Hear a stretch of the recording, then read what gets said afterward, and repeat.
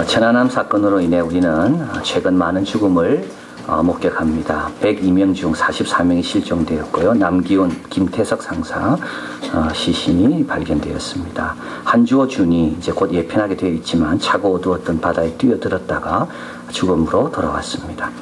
천안함 실종자를 찾기 위해 구조활동을 하다가 돌아오다가 사고를 당한 금양호 선원 9명, 그 중에 2명은 인도네시아 사람입니다.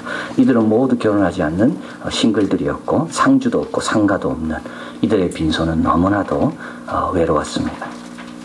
금요일 아침 신문에 키르기스탄에서 반정부 시위를 하다가 총에 맞은 죽은 사람들의 보도가 났고요.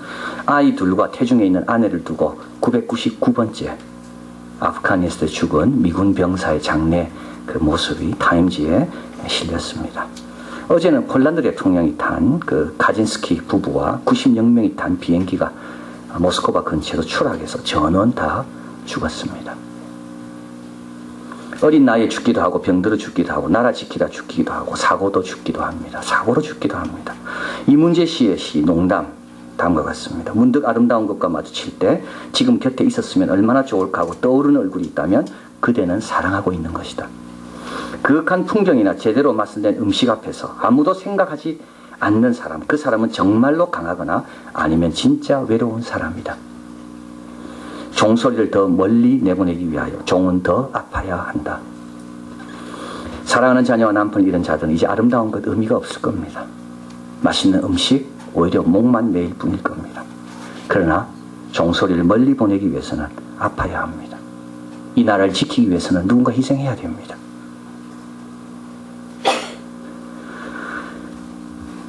고통의 폭이 클수록 아픔의 깊이가 깊을수록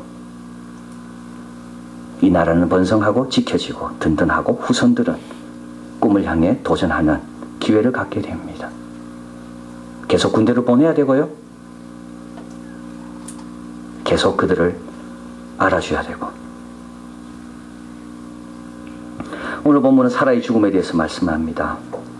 아담과 이브 이후 창세기 무대에 발을 디딘 가장 중요한 첫 번째 여자 사라. 창세기 역사는 절대적으로 남성에게만 방향 맞추어져 있었는데요. 이제 아브라함 그리고 사라가 등장하면서 아브라함 기사의 영웅적인 몫을 감당한 여성 사라. 그녀는 127세를 향수하고 죽었습니다. 127 의미가 있습니다. 100은 이거는 아주 많다는 말이고 20은 아름답다는 말이고 7은 흠이 없다는 말입니다. 잘 지내다가 아름답게 그리고 흠 없이 인생을 마감한 여자 사라입니다. 그녀는 40년 전에 이 늙은이가 어떻게 생산할 수 있을까 하며 속으로 웃었는데요. 그때가 늙었는데도 40년 동안 아름답고 흠 없이 살다가 죽었습니다. 90세까지 아이가 없었습니다. 수치를 많이 경험한 여자입니다. 2번씩이나 남편의 어리석음과 비겁함 때문에 외국의 왕의 아내가 될 뻔했습니다. 상처도 있는 여자이죠. 노예 소녀 하갈과 그 하갈의 아들 이스마엘 때문에 무시를 당하기도 하고 근데 꿋꿋이 참아냈습니다. 사랑하는 독자, 웃음을 갖게 해준 이삭, 그 아버지와 함께 제물로 바쳐지기 위해 모리아 산으로 떠나는 것을 묵묵히 지켜보아야 했습니다. 그러나 그 사라, 원래는 사레였습니다. 그러나 때가 돼서 하나님께서 그 이름을 열국의 어미라는 사라로 바꿔주십니다.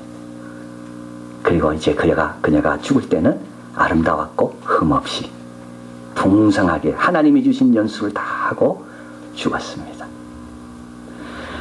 그녀가 죽었을 때 아브라함은 슬퍼하며 애통했다고 합니다. 슬퍼하며 애통했다는 말은 큰 소리로 울었다는 것을 말합니다. 체면 차리지 않았습니다.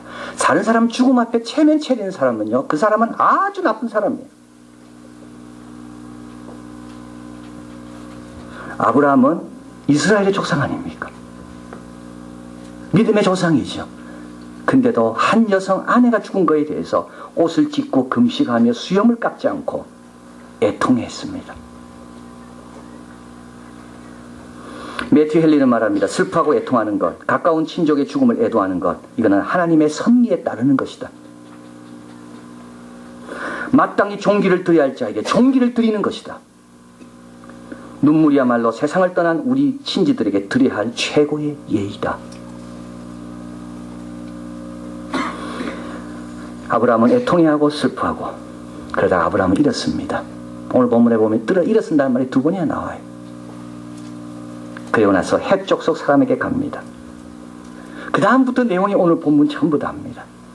해쪽 쪽 사람과 소알의 아들 에브론과 그 아내를 묻을 묘지를 놓고 계속 협상을 벌이면서 기어이 그것을 사서 소유로 삼는 내용이 오늘 본문에 나와 있습니다.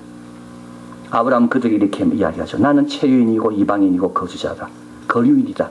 나는 내 땅을 살 생각도 없고 나는 앞으로도 나는 이 땅 살 생각 없다. 그러나 나에게 꼭 필요한 땅이 하나 있는데 그 내 아내를 묻기 위한 묘지 땅밖에 없다. 나를 경쟁자로 여기지도 말고 내가 당신의 땅을 얻어서 내가 이 땅에 살 거라고 생각도 하지 말고 나는 오로지 내 아내를 묻을 땅만 있으면 된다. 그 땅을 내한테 팔아라. 공짜로 준다 이야기합니다. 아니다. 팔아라. 은 400세겔을 주고 그걸 삽니다. 만약에 공짜로 팔았다면 어떻게 될까요? 아브라함은 2가지. 하나는 그 후손이 땅을 판 소알의 아들 에브론의 후손이 마음이 변하면 그 땅 뺏길 수 있는 겁니다. 또 한 가지는 아브라함은 그들에게 의무를 져야 됩니다. 사랑을 받았기 때문에, 덕을 입었기 때문에. 아브라함은 값을 지불해요. 은 400세겔, 큰 돈이에요. 그리고 나서 오늘 19절에 같이 읽겠습니다. 그 후에 아브라함이 그 아내 사라를 가나안 땅 마므레 앞 막벨라 굴에 장사하였더라. 마므레는 곧 헤브론이라. 그 아내를 거기에 묻습니다. 고든 웨나무 말합니다. 민족의 어머니에 어울리게 그녀의 무덤은 아주 인상적이며 위대한 여인을 기리는 훌륭한 기념물이 되었다. 그녀는 살아서 나그네로 살았지만 죽으면서 그녀는 자기의 땅을 얻게 되었다. 그런데 여러분, 왜 오늘 본문에 사라의 죽음은 간단하게 처리하고 이 사라의 묘에 대해서 이렇게 길게 말할까요? 이스라엘 백성들은 죽은 자와 그 무덤에 대해서 어떤 종교적 의미도 부여하지 않았습니다. 그런데도 불구하고 왜 아브라함은 그 여인의 묘를 얻기 위해서 그렇게 아브라함은 포기하지 않고 집요하게 협상에 매달리고 그리고 그것을 성경은 이렇게 길게 기록해 놓고 있나요? 왜 하나님은 아브라함에게 그런 마음을 주셨을까? 이 사건을 통해 우리에게 뭘 알려주시려고 하는가? 3가지입니다. 첫째 하나는 죽음은 또 다른 시작이라는 겁니다. 죽음은 끝이 아닙니다.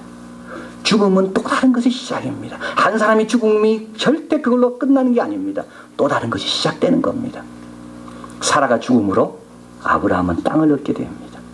사라가 죽지 않았다면 아브라함은 땅을 얻지 못했을 거예요. 그 땅은 헤브론이라 되어 있잖아. 이 헤브론은 어떤 땅입니까? 가나안 땅에 들어왔을 때 처음으로 소유권을 주장했던 땅이 이 땅입니다. 다윗이 왕을 세울 때 첫 번째 갔던 도시가 이 헤브론입니다. 가나안 땅 정복에 대한 첫 번째 단계가 이 헤브론 땅이라는 거예요. 이 묘지라는 거예요. 그래서 하나님의 큰 역사를 이루기 위해서 누군가 죽는데 그 죽음이 헛되지 않는다. 그 죽음은 하나님의 역사 진전에 반드시 이어지고 도움이 된다. 그걸 말하는 겁니다. 너무 섭섭해하고 슬퍼하지 말라는 거예요. 또 한 가지는 하나님께서 계속 일하심을 말합니다. 오늘 아브라함은 그 묘지를 삽니다. 닭과 굴을. 작은 게 아닙니다. 근데 사실은 아브라함에게는 이삭밖에 없거든요. 자기 아내는 죽고 며느리도 없고. 근데 그렇게 큰 굴이 필요한 이유가 왜 그렇습니까? 뭐가 있을까요? 하나님께서 계속 우리 가정을 축복하실 것을 믿었기 때문에 그런 겁니다. 22장에 가보면 아브라함의 나훌의 이제 쭉 그 족보가 쭉 나옵니다. 그리고 23절에 이렇게 나옵니다. 부드엘은 리브가를 낳았고, 리브가는 누구죠? 이삭의 아내 될 사람입니다. 하나님께서 은밀한 가운데 이삭의 며느리를 준비하고 계시는 걸 말하는 것. 사라는 죽어도요, 하나님은 그 가정에 약속하고 말씀하신 대로 계속 이루어 가시는 것을 말하는 것. 그래서 걱정할 필요가 없는 거예요. 이 가정에 내가 없어도 나를 통해 주신 약속은 우리 하나님은 기억하셔서 계속 이어가시는 겁니다. 그리고 마지막으로 또 이 묘가 이렇게 중요한 이유는 죽음 이후에 만나는 장소가 있다는 것을 우리에게 가르쳐주기 위해서 그렇습니다. 막벨라 굴은요, 이 특별한 굴입니다. 이 막벨라 굴은 지금도 거기에 예배당이 지어져 있고 특별히 무슬림들이, 이슬람 사람들이 이 굴을 아주 소중하게 여깁니다. 이 막벨라 굴에는요, 사라가 먼저 묻히잖아요. 그 다음에 아브라함이 묻힙니다. 그 아들 이삭이 묻히고 리브가가 묻힙니다. 사라는 자기 며느리 본 적이 없어요. 무덤에서 만나는 거죠. 그 다음에 야곱이 묻히고 야곱의 첫 번째 아들 레아가 묻힙니다. 아브라함은 야곱을 만난 적이 없어요. 아브라함은 이스라엘의 조상 아닙니까? 이스라엘이란 이름은 누구 이름입니까? 야곱의 이름 아닙니까? 이 두 이스라엘이 어디서 만납니까? 무덤에서 만나는 겁니다. 놀라운 사건을 우리에게 말씀합니다. 우리가 다 어디서 만날 겁니까? 하늘나라 가면 다 만날 겁니다. 그걸 말하는 거예요. 이 땅에서 못 만나요. 내가 손자 못 보고 죽을 수도 있어요. 내 아들의 며느리 못 보고 죽을 수도 있어요. 괜찮아요. 그러나 우리 모두가 다 같은 곳으로 가면 그곳에서 다 만난다는 겁니다. 아브라함과 야곱이 만나는 거예요. 며느리 리브가를 사라가 무덤에서 만나는 거예요. 그 리브가가 낳은 야곱을 또 사라도 만나는 거예요. 그래서 아브라함은 딴 거는 다 포기했지만 이건 포기하지 않습니다. 아브라함은요, 지금까지 배운 게 포기하는 거 배운 겁니다. 본토 친척 아베의 집 포기하는 거 배웠어요. 독자 이삭 포기하는 거 배웠어요. 그러나 아브라함은 이거는 포기 안 해요. 아브라함은 거류민과 나그네로 살았어요. 땅 한 평도 자기 것 같지 않았어요. 그러나 아브라함은 죽고 난 다음에 갈 곳에 대해서는 아브라함은 확실하게 소유권을 주장하는 겁니다. 찬송가 222장. 앞서간 우리의 친구들 광명한 그 집에 올라가.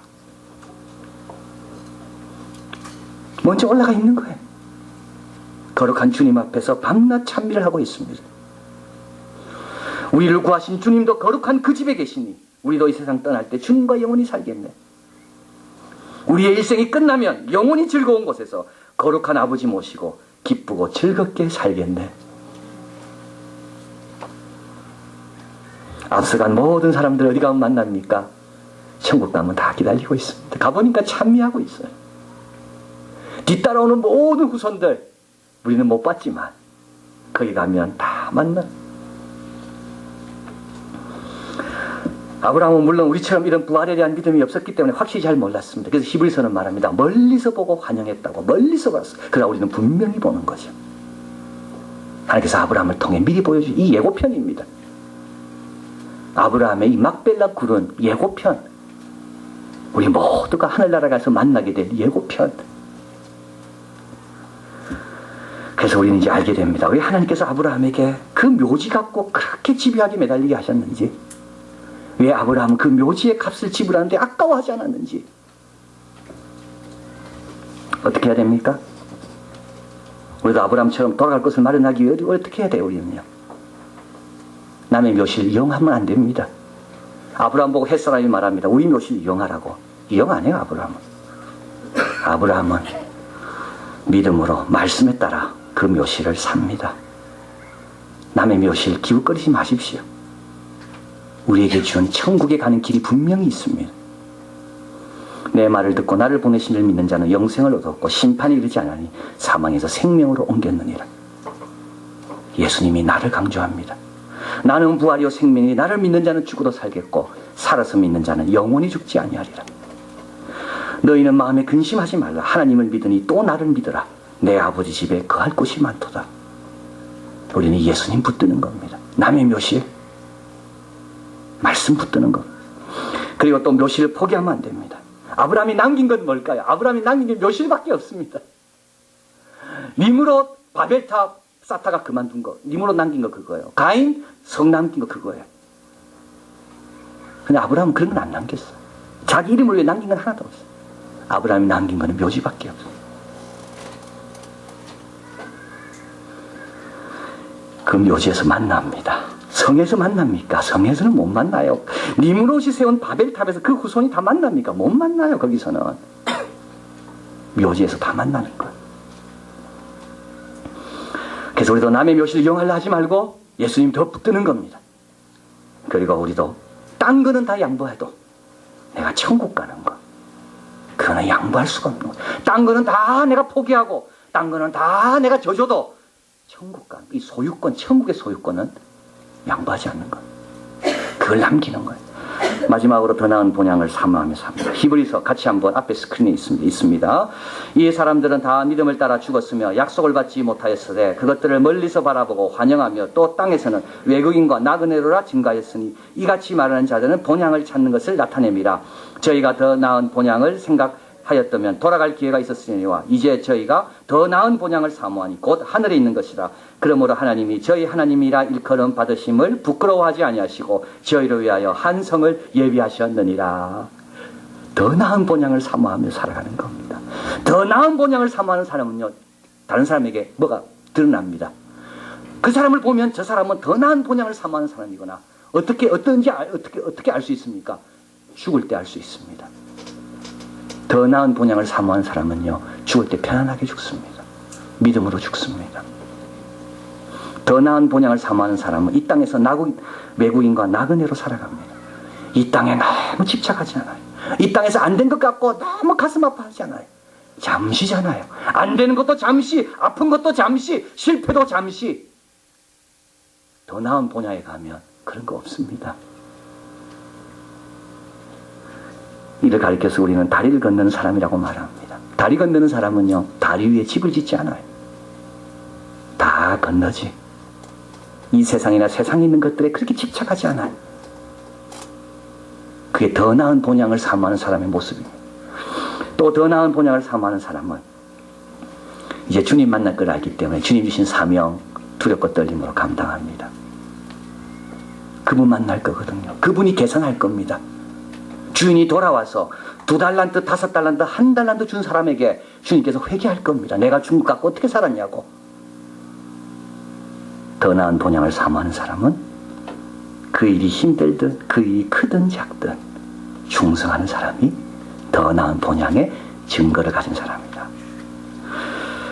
아브라함은 본향을 떠나기도 하고 이삭을 바치기도 하고 그게 더 나은 본향을 사모했기 때문입니다. 오늘 본문에서 아브라함은 사라의 죽음을 애통하고 슬퍼하다가 일어납니다. 여러분, 더 이상 죽음 앞에서 누가 옳고 그르냐 이야기할 때가 아닙니다. 일어나야 돼요. 일어나서 기도하고 사명 감당하고 그리고 무엇이 준비되어 있는가? 이분에게는 가서 만날 수가 있는가? 이분과 나는 만날 수가 있는가? 이를 위해 더 열심히 기도하고 그래서 주님 오실 때 한자리에 다 둘러앉아서 주님 찬양하는 그 날을 꿈꾸면서 살아간다. 그런 저와 여러분 되기를 진심으로 바랍니다. 기도하겠습니다.